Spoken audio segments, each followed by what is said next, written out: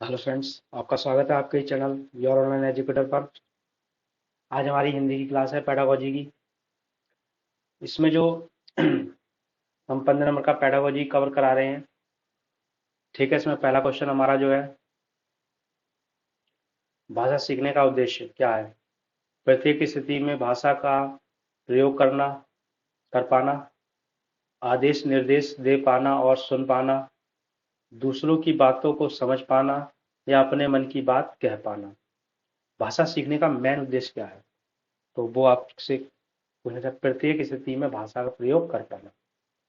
आप किसी भी स्थिति में हो और आप भाषा का अगर प्रयोग कर पा रहे हैं, बोल पा रहे हैं किसी भी स्टेज पर, ऐसा ना हो कि आप बहुत पढ़े लिखे हैं और 10 लोगों के आगे आप किसी टॉपिक पर अपने देश के बारे में, अपने बारे में कुछ बात नहीं बता पा रहे हैं, शर्मा रहे हैं, तो इसका कोई उद्देश्य नहीं है आपकी भाषा का। ठीक है, तो कहने का मतलब ये है आप में प्रयोग कर पाना। ठीक है, हर स्थिति में। अगला है, बच्चों के भाषिक विकास में समाज की महत्वपूर्ण भूमिका होती है, यह विचार किसका है। समाज की, भाई समाज के बारे में समझ रहे हो, समाज कहाँ से, समाज के बारे में कौन बात करता है, वाइगॉत्स्की। ठीक है, तो ये कथन किसका होगा, वाइगॉत्स्की का। अगला क्वेश्चन है, विद्यार्थियों की भाषिक विकास समग्रता से हो सके, इसके लिए सबसे उपयुक्त अनुश अनुशंसा होगी, भाषाई विकास समग्रता से हो सके। ठीक है, इसके क्या शब्दकोश एवं विश्वकोश में प्रयोग की, भाषा प्रयोग के विविध अवसरों की, सतत एवं व्यापक आकलन की, सर्वोत्कृष्ट पाठ्य पुस्तकों की। तो देखिए, हमने आपको शॉर्ट वीडियो भी दिखाए थे, शॉर्ट वीडियो में शॉर्ट ट्रिक में क्या सही रहेगा क्या नहीं होगा, तो उसके विषय के बारे में आपको मैंने बताया था। तो हमारा जो इसका होगा, इसका जो हमारा होगा सबसे सही रहेगा सी, सतत एवं व्यापक आकलन। ठीक है, इसके बाद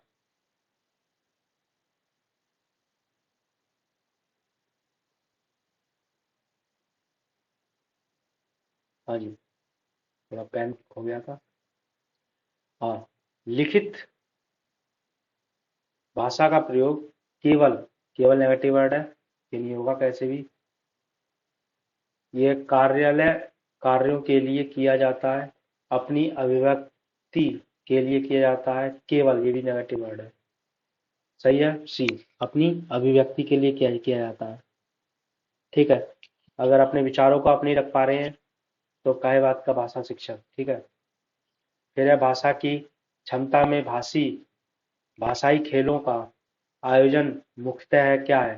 भाषा सीखने की प्रक्रिया में स्वाभाविकता लाता है, आकलन का काम करता है, रोचकता और जोश लाता है, अध्यापक के काम को सरल आता है, सरल बनाता है। ठीक है, यहाँ रहेगा सरल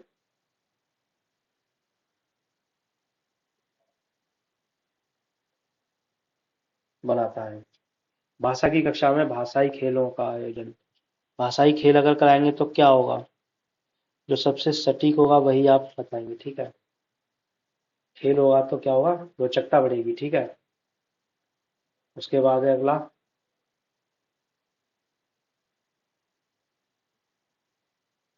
कविता कहानियों पर चर्चा करने एवं प्रश्न पूछने का उद्देश्य क्या है। भाषा की विभिन्न छटाओं का अनुभव करना, कल्पनाशीलता का पोषण करना, मात्र है, ये मात्र आ गया नेगेटिव वर्ड, मात्र नेगेटिव वर्ड, साहित्य के प्रति बच्चों की रुचि जागृत करना। अब आपके पास दो हैं, मैंने तो ये पढ़ा भी नहीं, क्योंकि फालतू में पढ़ने से कोई फायदा है नहीं, तो आपको बताना पड़ेगा इसमें।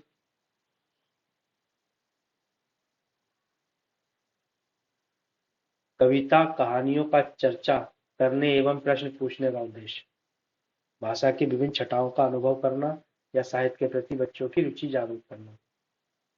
ए, ठीक है।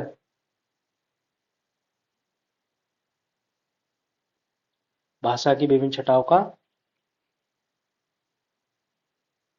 अनुभव करना।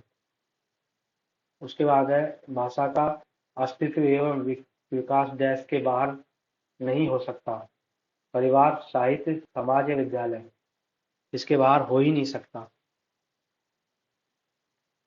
ये आपको बताना पड़ेगा। समाज, जिस समाज में आप रह रहे होंगे उसी समाज का बच्चा ग्रहण करेगा। आप भले ही अमेरिका जाके रह ले और इंडिया का बच्चा हो तो वो अमेरिकन ही सीखेगा। ठीक है। किसी समावेशी कक्षा में कौन सा कथन भाषा शिक्षण के सिद्धांतों के अनुकूल है? अनुकूल मतलब कि पॉजिटिव बताना है। प्रिंट समृद्ध प्रिंट समृद्धि माहौल भाषा सीखने में मदद करता है। मतलब किताबें वगैरह प्रिंट ही तो होती हैं। बच्चे अपने अनुभवों के आधार पर भाषा के नियम बना पाते हैं। भाषा विद्यालय में रहकर अर्जित की जाती है या व्याकरण के नियमों का ज्ञान भाषा विकास की गति त्वरित करता है। तो इसमें है बी, बच्चे अपने अनुभवों के आधार पर भाषा के नियम नहीं बना पाते। ठीक है। फिर है प्राथमिक स्तर पर विद्यार्थियों के भाषा शिक्षण के संदर्भ में कौन सा कथन सही है? सतत रूप से की जाने वाली टिप्पणियां एवं अनवर अनवरत अभ्यास भाषा सीखने में रुचि उत्पन्न करता है। बच्चे समृद्ध भाषिक परिवेश में सहज रूप से स्वतः भाषा में सुधार कर सकते हैं। बच्चों की भाषाई संकल्पना और विद्यालय के भाषाई परिवेश में विरोधाभास की भाषा सीखने में मदद करता है। या बच्चे भाषा की जटिल और समृद्ध संरचनाओं का ज्ञान विद्यालय में ही अर्जित करते हैं। ही, इसमें ही आ गया नेगेटिव वर्ड। ठीक है। इन चीजों को थोड़ा सा पकड़ना होगा आपको।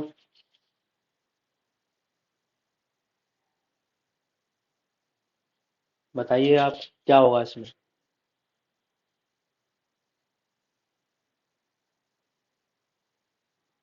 बच्चे भाषा की जटिल और समृद्ध संरचनाओं का ज्ञान विद्यालय में ही अर्जित करते हैं। बच्चे की भाषाई संकल्पना और विद्यालय के भाषाई परिवेश में विरोधाभास की भाषा सीखने में मदद करती है। विरोधाभास हो रहा है भाई। बच्चे समृद्ध भाषा परिवेश में सहज रूप से स्वतः भाषा में सुधार कर सकते हैं। सतत रूप से की जाने वाली टिप्पणियां एवं अनवरत अभ्यास भाषा सीखने में रुचि उत्पन्न करता है। तो इसका जो हमारा होगा सबसे सटीक वो होगा हमारा डी। ठीक है। उसके बाद है 10th, प्राथमिक स्तर की कक्षा में भिन्न भिन्न प्रांतों अलग अलग भाषा बोलने वाले बच्चों का नामांकन हुआ है। ऐसी स्थिति में भाषा की कक्षा बच्चों के भाषाई विकास के संदर्भ में कोई कक्षा है उसमें अलग अलग भाषा के बच्चे बोलने वाले बैठे हैं, उसमें एडमिशन हुआ है। ठीक है। तो उसके लिए जो है क्या सबसे सही रहेगा?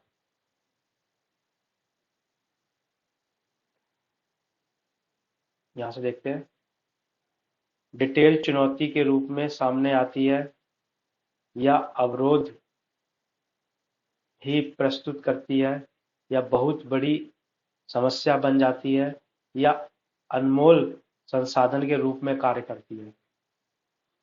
तो बहुभाषिक तो हमारे लिए पॉजिटिव है ना, तो अनमोल संसाधन के रूप में काम करेगी। ठीक है।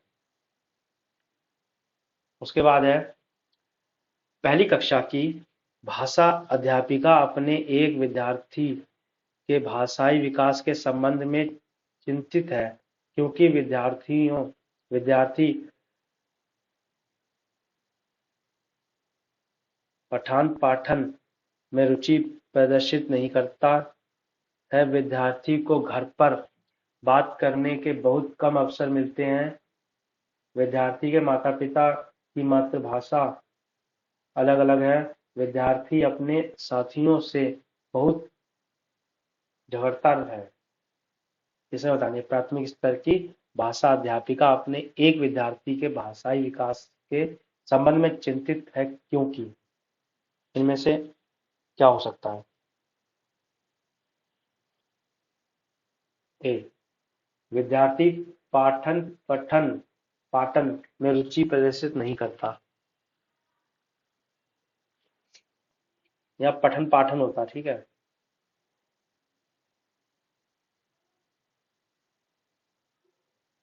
फिर है, बच्चों के बोलना सीखने के संदर्भ में कौन सा कथन सही है? सभी बच्चों की बोलना सीखने की गति एक समान होती है। बड़े परिवार में बच्चे की बोलना सीखने की गति तेज होती है। निर्धन परिवार में आए बच्चे की बोलने सीखने की गति धीमी होती है। कहने सुनने के अधिक से अधिक अवसर मिलने पर बच्चे बोलना सरलता से सीख जाते हैं। इसमें बताइए। इसमें होगा डी, अवसर मिल रहा है भाई तो बच्चे बोलना सरलता से सीख जाएंगे। फिर है हमारा अगला, विद्यालय कक्षा में समृद्ध भाषाई परिवेश से तात्पर्य है, क्या तात्पर्य है समृद्ध भाषाई से? मुख्य धारा की भाषा सुनने में अधिक से अधिक अवसर, बोलने सुनने पढ़ने लिखने के अधिक से अधिक अवसर, एक से अधिक भाषाओं के शब्दकोश की उपलब्धता, अध्यापकों को एक से अधिक भाषाओं की जानकारी। इसमें जो सही से सही होगा वही है, तो उसमें है बोलने और सुनने में, दोनों में, ठीक है। बोलने सुनने पढ़ने लिखने से अधिक अवसर। और मुख्य धारा में कोई मतलब नहीं होता कि आप बहुत तेजी से पढ़ रहे हैं और आप समझ कुछ नहीं पा रहे हैं, तो दिक्कत होगी। अपने विद्यार्थियों के इस भाषा संबंधी क्रमिक विकास का आकलन करने के लिए आप ही निर्भरता मुख्य रूप से किस पर है? पोर्टफोलियो के अवलोकन पर, मौखिक कार्य करवाने पर, गृह कार्य की उत्तर पुस्तिकों के अवलोकन पर, कक्ष कक्षा कार्य के अवलोकन पर। सबसे ज्यादा आपका किस पर होगा ध्यान? पोर्टफोलियो के अवलोकन पर। अगला है हमारा लास्ट, अपने विद्यार्थी आपके विद्यार्थी पाठ में आए नवीन अपरिचित शब्दों के अर्थ जान सकें, इसके लिए आप अंत में दिए गए शब्दार्थ देखने के लिए कहेंगे, शब्दकोश देखना सिखाएंगे, या शब्द का अर्थ लिखकर बताएंगी, या पाठ के संदर्भ में अर्थ समझने की स्थिति पैदा करेंगी? सबसे ज्यादा सही क्या होगा इसमें?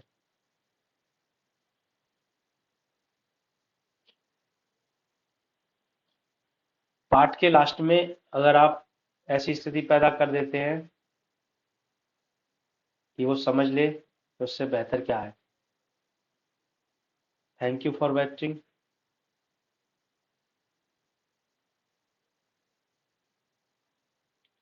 और लाइक तो करें ही जरूर, और सब्सक्राइब भी करें। और हमारा जो घंटी होगी, आप बना दिया भाई, एक मैंने घंटी बना के देखता हूँ, कुछ ऐसी होगी, इसको जरूर दबा लें, ठीक है। Thank you.